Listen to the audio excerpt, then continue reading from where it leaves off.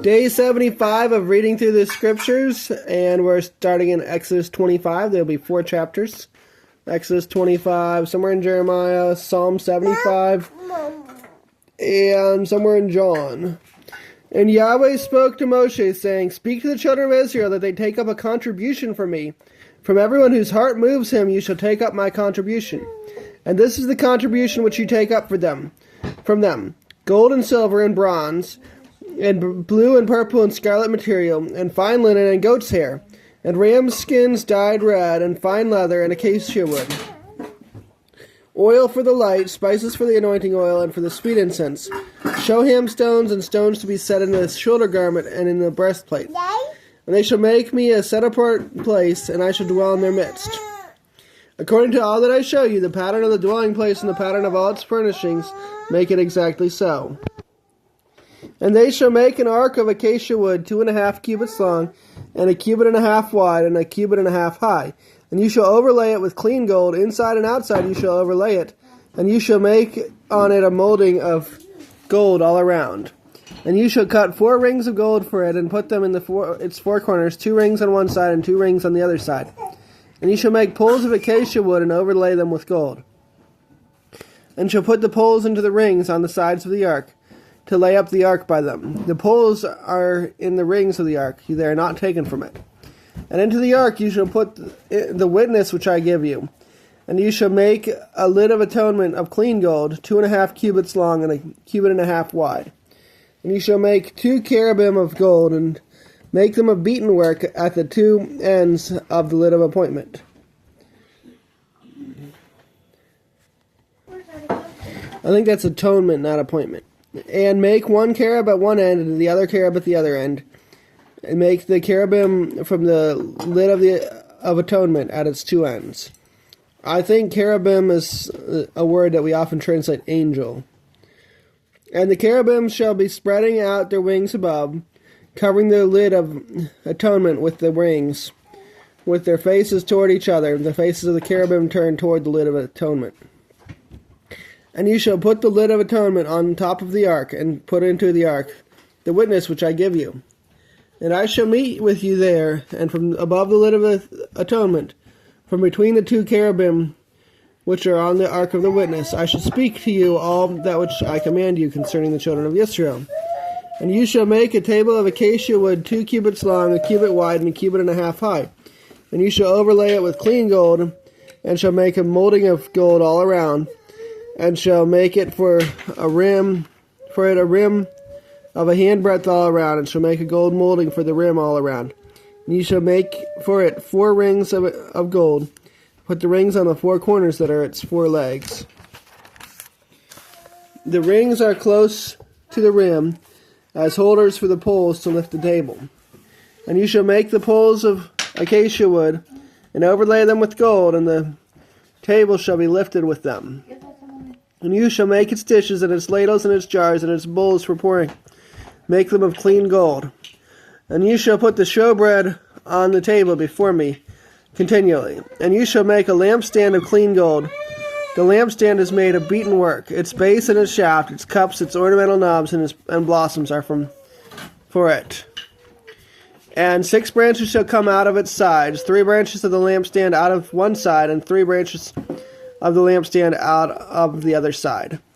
3 cups made like almond flowers on one branch, with ornamental knob and blossom, and 3 cups made like almond flowers on the other branch, with ornamental knob and blossom. So for the 6 branches coming out of the lampstand. Here's a lampstand we have that's kind of similar to this. It's designed to be a replica. I totally lost my place.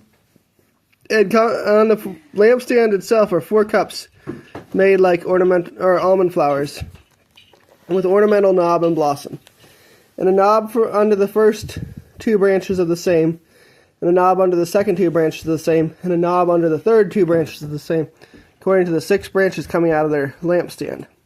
The knobs and the branches are of the same, all of it one beaten work of clean gold. And you shall make 7 lamps for it, and they shall mount its lamps, so they give light in front of it.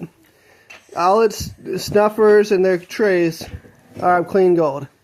It is made of a talent of clean gold with all of these utensils.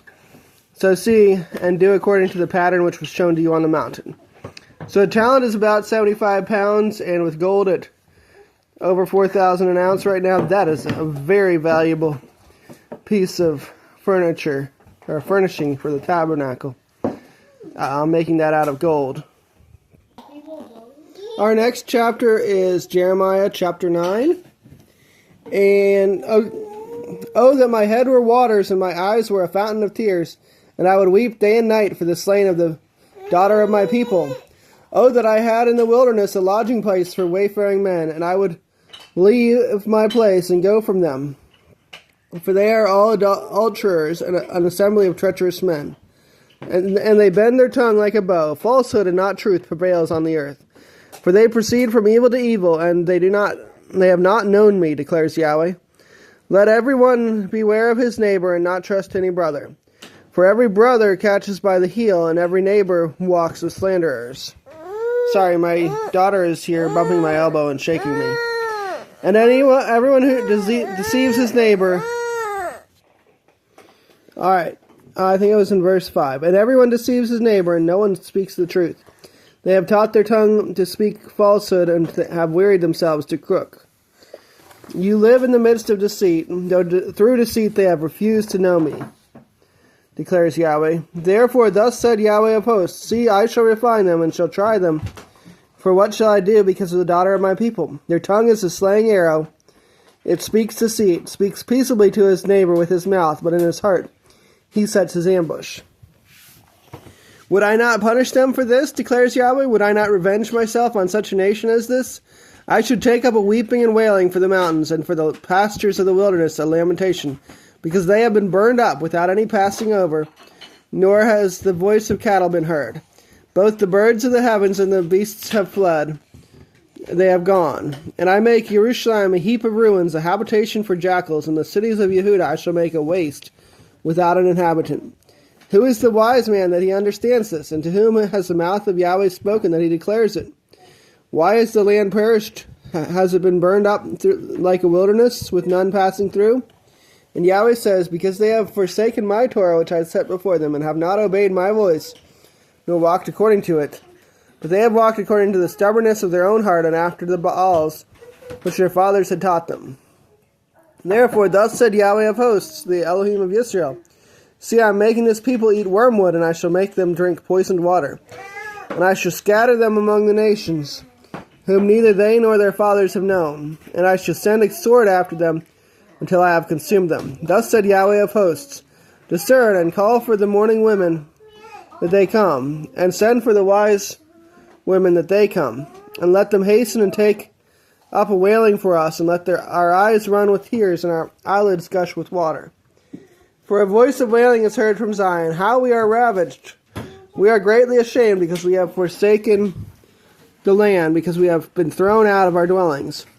But hear the word of Yahweh, O women, and let your ear receive the word of his mouth. And teach your daughters wailing, and each one her neighbor a lamentation. For death has come through our windows, has entered our palaces, cutting off the children from the streets, and the young men from the squares. Speak, thus declares Yahweh, the corpses of men shall fall as dung on the face of the earth, like cuttings after the reaper, with none to gather them. Thus said Yahweh, let not the wise boast in his wisdom, let not the mighty boast in his might, nor let the rich boast in his riches.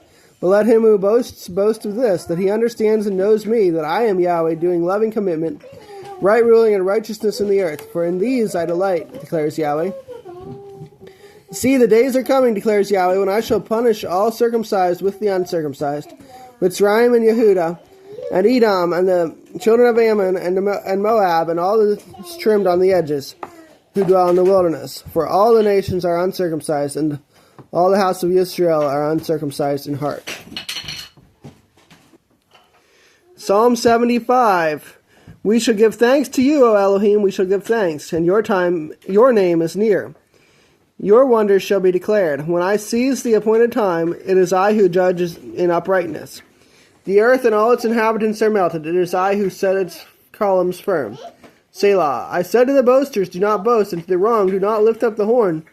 Do not lift up your horn on high. You speak with a stiff neck. For exaltations are neither from the east, nor from the west, nor from the wilderness. But Elohim is the judge. He puts down one and exalts another. For a cup is in the hand of Yahweh, and the wine shall foam. It is filled with a mixture, and he pours it out. All the wrong of the earth drink, draining it to the dregs. But I declare forever. I sing praises to the Elohim of Yaakov. And all the horns of the wrong I cut off. The horns of the righteous are lifted up. Our last chapter today is John chapter 7. And after this, Yeshua was walking in Galilee, for he did not wish to walk in Yehuda, because the Yehudim were seeking to kill him. And the festival of the Yehudim was near, the festival of Sukkot. So his brothers said to him, Get away from here and go to Yehuda, so that your taught ones also see the works that you are doing.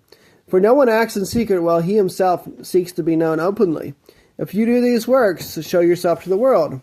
For even his brothers did not believe in him. Yeshua therefore said to them, My time has not yet come, but your time is always ready. It is impossible for the world to hate you, but it hates me because I bear witness of it, that its works are wicked. You go up to this festival. I am not yet going up to this festival, for my time has not yet been filled. And having said this to them, he stayed in Galilee.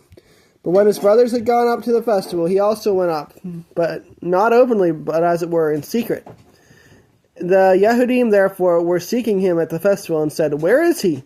And there was much grumbling about him among the crowd. Some were saying, He is good, but others were saying, No, but he is leading the crowd astray. However, no one spoke openly of him for fear of the Yehudim. And about the middle of the festival, Yeshua went up into the set-apart place, and he was teaching. And the Yehudim were marveling, saying, How does this man know letters, not having learned? Yeshua answered them and said, My teaching is not mine, but his who sent me. If anyone desires to do his desire, he shall know concerning the teaching, whether it is from Elohim or whether I speak from myself. He who speaks from himself is seeking his own esteem, but he who seeks the esteem of the one who sent him is true, and no unrighteousness is in him. Did not Moshe give you the Torah? Yet not one of you does the Torah. Why do you seek to kill me? The crowd answered and said, You have a demon who seeks to kill you. Yeshua answered and said to them, I did one work, and you all marvel. Because of this, Moshe has given you the circumcision, though it was not from Moshe, but from the fathers. And you circumcise a man on the Sabbath. If a man receives circumcision on the Sabbath, I think that would be a baby, but anyway, so that the Torah of Moshe should not be broken, are you wroth with me because I made a man entirely well on the Sabbath? Do not judge according to appearance, but judge with righteous judgment. Therefore, some of them from Jerusalem said, Is this not he whom they are seeking to kill? And see, he speaks boldly, and they say none at all to him. Could it be that the rulers truly know that this is truly the Messiah? But we know that where this one is from, and when the Messiah comes, no one knows where he is from. Yeshua therefore cried out in a set-apart place, teaching and saying, If you know me, and you know where I am from, or you both know me, and you know where I am from, but I have not come of myself, but he who sent me is true, whom you do not know. But I know him because I am from him, and he sent me. So they were seeking to seize him, but no one laid a hand on him, because his hour had not yet come. And many of the crowd believed in him, and said, When the Messiah comes, shall he do more signs than these which this one did? The Pharisees heard the crowd muttering these matters concerning him, and the Pharisees and the chief priests sent officers to seize him. Therefore Yeshua said to them, Yet a little while I am with you, then I go to him who sent me. You shall seek me, and you shall not find me, and where I am you are unable to come. The Yehudim therefore said to themselves, Where is he about to go that we shall not find him? Is he about to go to the dispersion among the Greeks, and to teach the Greeks? What is this word which he said, You shall seek me, and you shall not find me, and where I am you are unable to come? And on the last day, the great day of the festival, Yeshua stood and cried out, saying, If anyone thirsts, let him come to me, and let him who believes in me drink. As the scripture said, out of his innermost shall flow rivers of living water. And this he said concerning the Spirit, which those believing in him were about to receive. For the set-apart Spirit was not yet given, because Yeshua was not yet esteemed. Many from the crowd, when they heard the words, then said, This truly is the prophet. Others said, This is the Messiah. But others said, Does the Messiah then come out of Galilee? Did not the scripture say that the Messiah comes from the seed of David, and from the village of Bethlehem, where David was? So division came among the people because of him. And some of them wished to take him, but no one laid hands on him. The officers therefore came to the chief priests and Pharisees, and they said to them, "Why did you not bring him?" The officers answered, "Never has any man spoken like this man." The Pharisees therefore answered them, "Have you been also led astray? Have you also been led astray? Has any one of the rulers or of the Pharisees believed in him? But this crowd that does not know the Torah is accursed." Nachdimon, he who came to Yeshua by night, being one of them, said to them, "Does our Torah judge the man unless it hears first from him and knows what he is doing?" They answered and said to him, "Are you also from Galilee? Search and see that no prophet has arisen out of Galilee." And each one went to his own house.